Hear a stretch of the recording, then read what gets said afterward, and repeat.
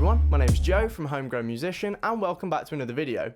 So in today's episode we're going to be talking about chords. Now chords are kind of like the words that we use to speak the harmonic language of music. So as a musician, the more you know about chords, the more freely you can express yourself harmonically.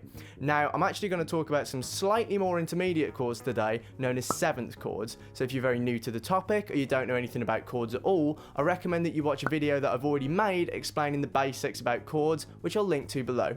Now once you've done that, let's get started. So chords are defined as any two or more notes that are played together at the same time. However, the most common chords in music are triad chords, and as the name implies, they have three notes in them. So there are four different kinds of triads that we use in music: major triads, minor triads, diminished triads, and augmented triads. So major and minor triads are by far the most common. So if you want to build any of these triads, you need to follow these steps. Take any note and make that your root note. Now this will be the foundation of the chord. To find your next note, you need to move up by either a minor third, which is 3 semitones on a piano, or a major third, which is 4 semitones on a piano. To find the last note in the triad, you need to do the exact same thing again and move up by another minor third or another major third.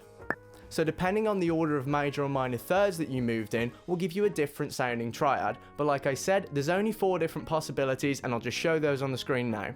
So you want to make sure that you're using the right ones at the right time. So if you want a big definitive list of chords that will work well in the song that you're playing, find the key of your song, write that out and build a triad on each of the scale degrees, and that'll give you a massive list of chords that will work really well in that song. So by this point, we should all get how triads work. So you'll be pleased to find out that seventh chords are just an extension of this process, and you just need to add one more note to the top of the stack, moving up by either a minor third or a major third, and that'll give you a seventh chord. And I'm going to go through a few of those now, show you how to build them and what they sound like. So first off is major seventh chords. Now as the name implies, major seventh chords are built upon major triads, and in this example I'll be using a C major, but you can do this to any major triad and it will give you a major seventh chord. So once you've got a major triad, just add a major third to the top of it and it will give you a major 7. So in our example, you'd move from a G to a B, which is a major third, and then C, E, G and B will give you a C major 7th chord. Now if we take the key chord technique from last episode about chords and we extend it to include 7th chords, you'll find major 7s on chord 1 and chord 4 in a major key, and in chord 3 and chord 6 in a natural minor key. Now major 7s are known for being really calm and mellow sounding, and they're used a lot in things like jazz, neo-soul and lo-fi. They also work really well at the start or the end of a musical phrase because they feel at home, and I'll just give you a quick example of how one sounds in context.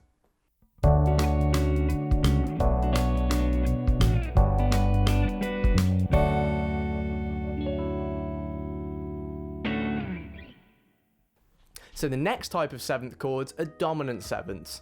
So just like major 7ths, dominant 7ths work upon major triads, but instead of moving up by a major third at the top, we move it by a minor third instead.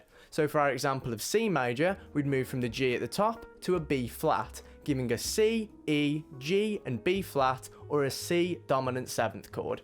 So again, if we look at our key chords with the 7ths included, you'll see dominant 7ths appear on the 5 chord of a major key or on the 7th chord of a natural minor key.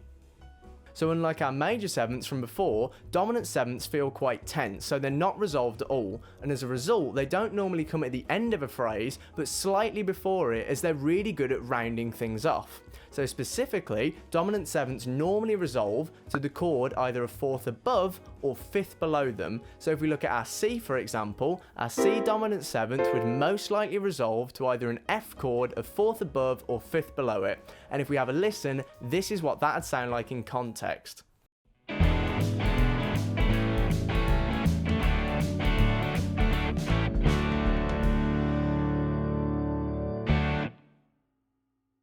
So the next chord I'll be talking about are minor 7th chords. So as the name implies, minor 7th chords are built upon minor triads, and just like with all the other examples, you can do this to any minor triad, but I'll be using a C minor to demonstrate. So to build a minor 7th chord, move to the top of your minor triad and add a minor third. So for our example, that'll give us C, E flat, G and B flat, or a C minor 7. So using our key chords technique, you'll find minor 7th chords on chords 2, chords 3 and chord 6 in a major key, and chord 1, chord 4 and chord 5 in a natural minor key. So minor seventh chords are actually pretty versatile and they're used in most musical genres. However, when I hear them, I instantly think funk, so I'm going to play you a quick musical phrase and demonstrate some minor seventh chords in action.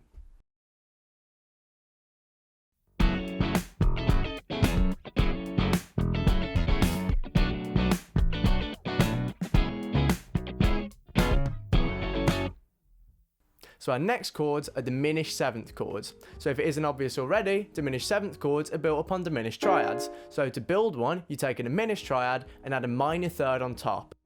So whilst editing the video, I actually decided to change the example chord from a C diminished 7 to a D diminished 7 because it's slightly easier to visualise. However, the concept remains exactly the same, and a D diminished 7th is built as follows: D, a minor third up to F, another minor third up to A flat, and then a final minor third up to C flat, giving you a D diminished 7th chord. So despite being really useful chords, diminished 7ths don't naturally occur in either major or minor keys. However, you'll find a half diminished 7th chord in chord 7 in a major key and chord 2 in a minor key, and we'll talk about those in a minute. So diminished 7ths are pretty naturally unstable chords, just like dominant 7ths, and as a result, they're typically used right before the end of a phrase to help round things off. So diminished 7ths normally resolve to a chord that's one semitone above them. So for example, our C diminished 7th would probably resolve to a D flat something chord, an F sharp diminished 7th would probably resolve to a G something chord, a B diminished 7th would resolve to a C something chord, etc, etc. So let's hear some diminished 7ths in context.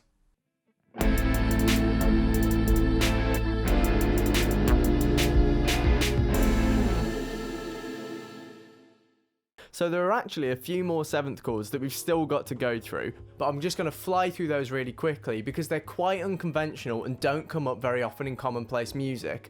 But I'll still show you how to make them in case you want to mess about and experiment and see what they sound like. So the first is a minor major 7th chord, which sounds like this. And that is a minor triad with a major third on top. Then we've got a half diminished 7th chord, which sounds like this. And that is a diminished triad with a major third on top. And the augmented triad with a minor third on top, and that sounds like this. So that actually brings us to the end of the video. If you found out something new about chords that you didn't know before, or you're going to go and try something in your next composition, please give this video a like, share, and maybe even subscribe to the channel, as it would massively help me out.